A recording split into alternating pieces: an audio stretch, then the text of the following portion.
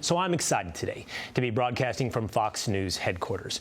We're in fact just up the road from Wall Street, where we keep hearing about uncertainty in the financial markets, that uncertainty driven by unpredictability. What will come next? Tariffs, government cuts, layoffs at some random federal agency. It was something we heard similar in 1980.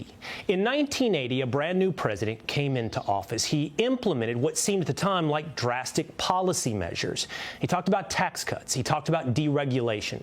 Some 9 years later, Ronald Reagan explained those first 2 years of his first term. Some pundits said our programs would result in catastrophe.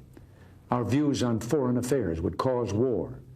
Our plans for the economy would cause inflation to soar and bring about economic collapse. I even remember one highly respected economist saying back in 1982 that the engines of economic growth have shut down here, and they're likely to stay that way for years to come. Well, he and the other opinion leaders were wrong. The fact is, what they called radical was really right. What they called dangerous was just desperately needed.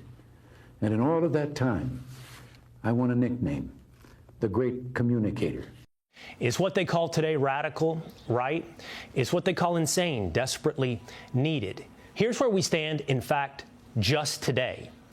Egg prices are down to $1.85 per dozen. That is the price of eggs the day Donald Trump took office. Gas prices continue falling. The national average for regular is down 16 out of the past 20 days. There's been a 93% of job growth coming from the private sector.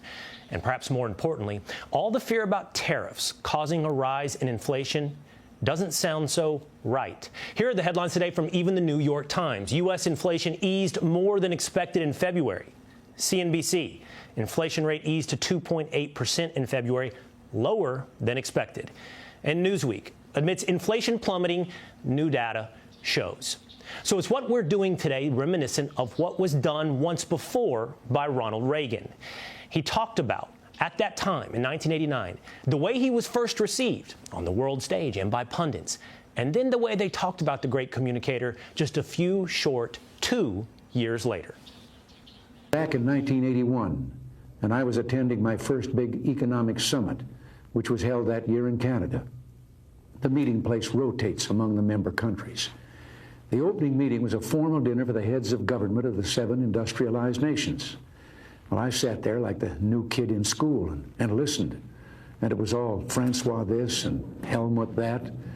They dropped titles and spoke to one another on a first-name basis. Well, at one point, I sort of leaned in and said, "My name's Ron." But in that same year, we began the actions we felt would ignite an economic comeback. Cut taxes and regulation, started to cut spending, and soon the recovery began.